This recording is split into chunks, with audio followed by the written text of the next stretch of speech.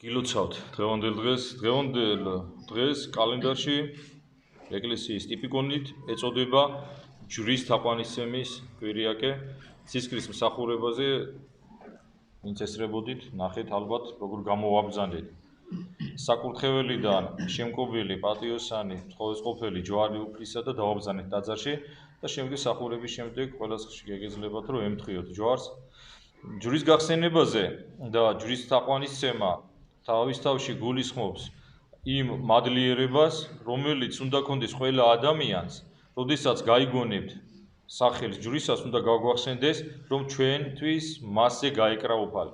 და ჩვენ უნდა ვიყოთ მადლიერი ამისთვის, იმიტომ რომ განკაცებული ღმერთი ჯვარზე თითეული ჩვენთაგანისათვის გაეკრა. არა მარტო იმ ადამიანებისთვის, იმ პერიოდში ცხოვრობდა, როდესაც მაცხოვარი გადაგებდა, არამედ მაცხოვარი ჯვარზე გაეკრა ყველა ადამიანებისთვის, ვინც მანამდე ცხოვრობდა, მის დროს და ვიდრე სოფლის აღსასრულამდე და მეორე თვოსვლამდე ვინც ცხოვრობს.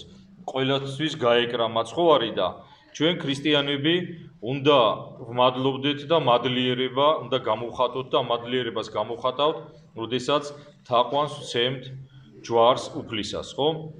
სულიერი თვალსაზრისით ჯვრის თაყვანისცემა თავის თავში ასევე გულისხმობს ღვთისადმი მორჩილებას. ღვთის მორჩილებაში იგულისხმება ის სიტყვების დღეს ჩვენ სახარებაში წავიკითხეთ, როდესაც უფალი გვამბობდა, რომ აიღეო შენი ჯვარიო და შემომიდექიო მე. ჯვარი თითოეულ ჩვენთაგანს აქვს ღვთისაგან დაკისრებული და ზოგჯერ ეს ჯვარი ჩვენთვის მძიმეა. ჯვარში იგულისხმება პრობლემა, განსაცდელი, ტკივილი, ავადმყოფობა და წესით ქრისტიანი მადლიერი უნდა იყოს უფლისა ამისთვის და ის უნდა მორჩილებდეს ღვთის მიერ ჩვენდამი მოცემულ ჯვარს, ხო? ასეთი სიტყვებია, რომელიც სიტყვებსაც ზოგიერთი წმინდა მამა ამბობს, რომ ითვლებაო ერთ-ერთ ყველაზე უდიდეს ლოცვათო. როდესაც ადამიანი ამბობს, იყავ უფალო ნება შენია, ხო? ჩვენ შეიძლება გქონდეს სურვილები რაღაცის, ჩვენ შეიძლება რაღაცა გვინდოდეს, მაგრამ წესით ქრისტიანი უნდა თავის სათხოვარს ასეთი სიტყვებით ამთავრებდეს, რომ იყოსო უფალო ნება შენი. იმიტომ რომ შეიძლება ჩვენ რაღაცა გვინდოდეს, მაგრამ შეიძლება ის ჩვენთვის სასარგებლო არ იყოს. ხოლო ღმერთს უყვარვართ რა ჩვენ ყველაზე მეტად იმაზე მეტად უყვარვართ, ჩვენ რო გონია რომ ჩვენი თავი გვიყვარს და შესაბამისად ადამიანიც ამ სიტყვებს ამბობს, ის ემორჩილება უფალს და მერწმუნეთ ადამიანი, რომელიც უფალს ემორჩილება, აუცილებლად ბედნიერი იქნება, ხო? ბედნიერებაში ჩვენ ვიცით, არ იგულისხმება მატერიალური წარმატება, ქონება, რაღაცა კარგი სამსახური და რაღაცა ეს წუთი სოფლის ადამიანები ფიქრობენ ასე, რომ ბედნიერება სწორედ ამაშია. რა თქმა უნდა, ახლა თუ ადამიანი უზრუნველყოფილია, ეს მადლობა ღმერთს უნდა უთხრას მაინც ამისთვის, მაგრამ მარტო ეს არ არის ბედნიერება, იმიტომ რომ ღვთის მიერ ჩვენდამი დაშვებული განსაცდელები არა იმიტომ არის, რომ ღმერთს უნდა ეს განსაცდელები ჩვენ რო ვიტვირთოთ და დავიტანჯოთ თუ გვეტყინოს. არა, ეს ყველაფერი რაც განსაცდელებია და ის ჯვარი ჩვენზე მოიწია ჩვენი ცოდვების გამო. თუ კარგად ჩავაკვირდებით, ნამდვილად ამაში ჩვენ დავრწმუნდებით. ძველად სასწაულები აღესრულებოდა, ხო, იყვნენ ბევრი წმინდა ადამიანები, რომლებიც მკვდრებს აცოცხლებდნენ, ავადმყოფებს კურნავდნენ და დღეს შეიძლება ვთქვათ, რომ სასწაულები შეჩერდა, მაგრამ ეს ასე ნამდვილად არ არის. თუ გვექნება ღვთის მორჩილება, გვექნება სასუება და თაყვანისცემთ პატიოსან ჯვარს უფლისას, როგორც ამბობენ მამები, ბოლო ჟამის ქრისტიანები უფრო გაბწყინდებიანო და რატომ ახლა გეტყვით თქვენ?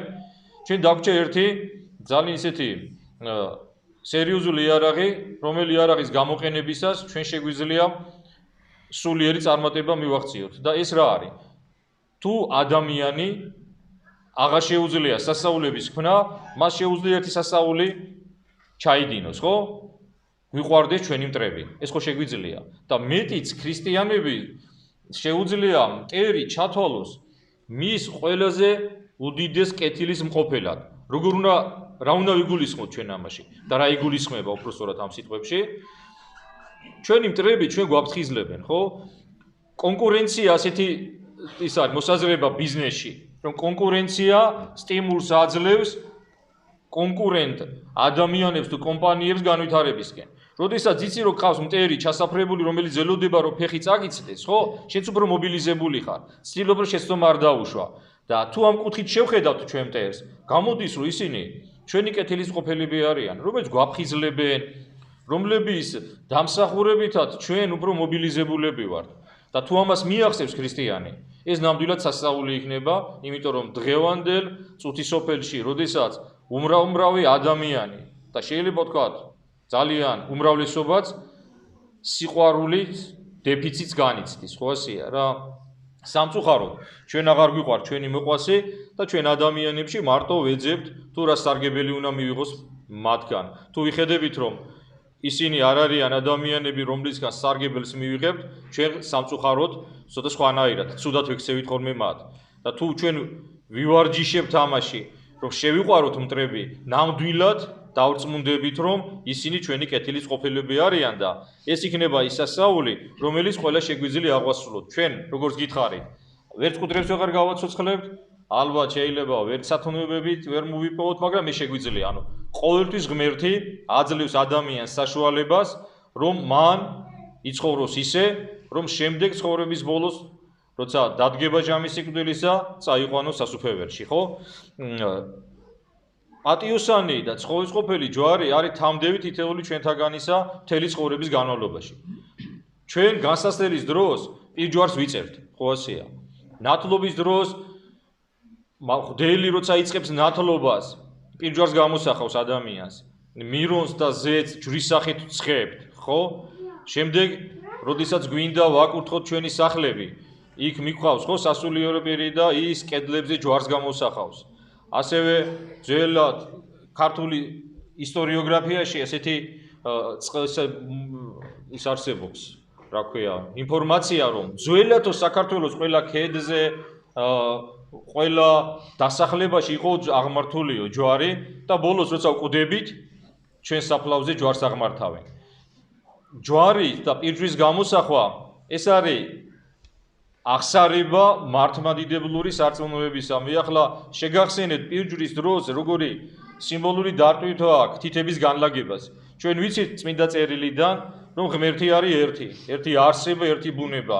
მაგრამ ჩვენ ვიცით წმინდა წერილიდან, რომ ღმერთი არის რა, ყოვლადწმინდა სამება, ერთი არსება, როგორც გითხარით, მაგრამ სამი პირი. მამაძე სული წმინდა ნიშნად იმისა, რომ ღმერთი ერთია და სამი პირია, აქვს მას, ხო?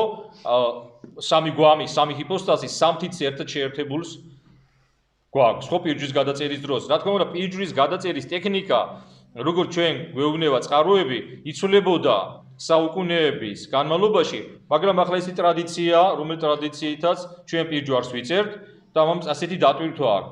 სამი თითი ერთად, ყოვლადწმინდა სამების ნიშანია. მამის, ძის და სულიწმინდის. სამი ღმერთის კი არა, ერთი ღმერთი, სამი პირი, სამი ჰიპოსტაზი, სამი გვამი, ხო?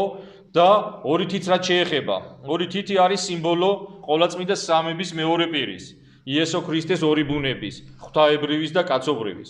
ხელის გულზე დადებული განასახიერებს მის ზეციდან ქვეყანაზე ჩამოსვლას. ხელის გული პირჯვის გადაწერის დროს სიმბოლურად ქვეყანას, მიწას განასახიერებს.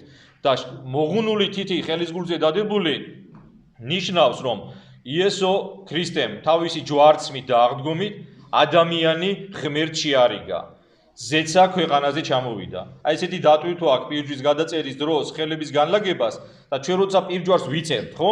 ამით ჩვენ ვაღიარებთ, რომ გვწამს სამება, გვწამს რომ იესო ქრისტე არის ორი ბუნებით, სრული ღმერთი, სრული კაცი, ჭეშმარიტი ღმერთი, ჭეშმარიტი კაცი, თან ამასთან ვამბობთ, რომ ჯვარზე გაკრულმა მაცხოვარმა ჩვენ გადაგვარჩინა და ჯვარი არის იარაღი, რომელი იარაღითაც როგორც წმინდა მაკარი დიდის ქონდა ხო ხილვაში ეშმაკს ზიარებასთან ერთად ყველაზე მეტად ეშინია. ასე რომ აღჭურვილი ჯვრითა ღმერთმა მოგცეს ზალი, რომ ძლიოთ მტერს. ასეთი სიტყვებია ღმერთმა მოგცესო ძალა, რომ ვიცხოვროთ ჯვრის საფარველ ქვეშ და გისურვებთ თითოეულ თქვენთაგან ამას. ცხოველსყოფელი და პატიოსანი ჯვარი უფლისა იყოს ჩვენი ფარველი. მე დღეს ასევე უნდა